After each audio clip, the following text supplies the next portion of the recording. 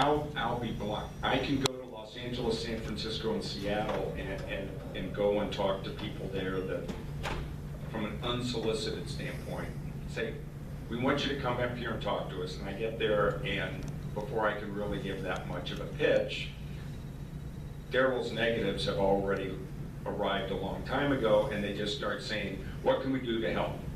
And up to this point, with respect to the people that have sort of been living in Sherwood Forest with the sheriff, they've asked the question of, and I understand why, okay? Because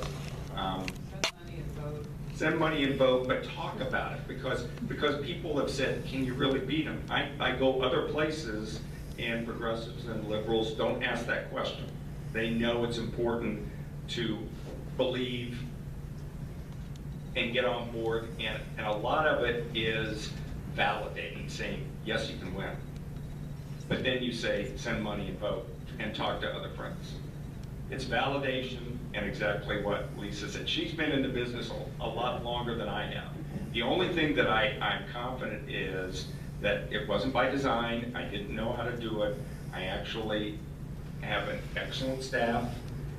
That's why we got the backing of the DCCC for the first time ever, again, as a challenger against an 8-term incumbent that's been sitting in Congress for 16 years. And I had asked more than a year and a half before I decided to announce.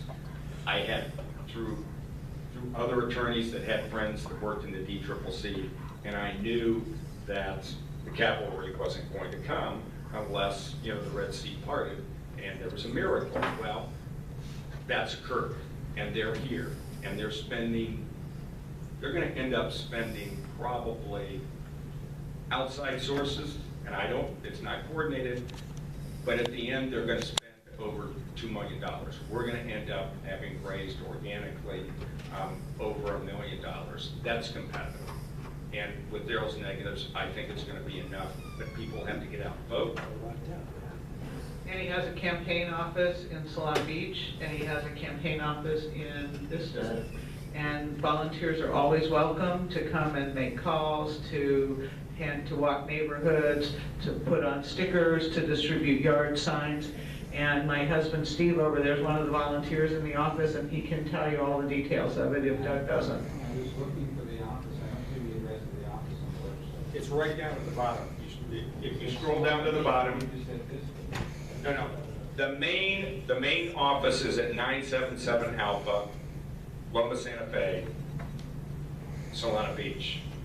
If it's not showing up on the PDA, the Vista office is an adjunct, and what we use that is a staging area for our ground efforts, and that's where we've also been directing people that live in North County to go make calls. But actually, you don't go into, you can, and we'll let people come into the office to make calls, but cutting edge technology is, you get a code, you get a number, you sit on your couch, watch whatever you want, the flowers grow, the college football games, whatever, and you can make calls all day, and you'll never have to dial a single number. And it'll be predictive dialing, and it helps if you speak Spanish, but we're sort of breaking that code down, and so you literally can volunteer online, make calls from your home. You don't have to go into any office. If you want to go into the office, if you want to walk on neighborhoods, that's going on all the time. Put up yard signs. Lisa, I have a similar question for you. In being sustainably oriented business people, what can we do to influence local government? You having been there, done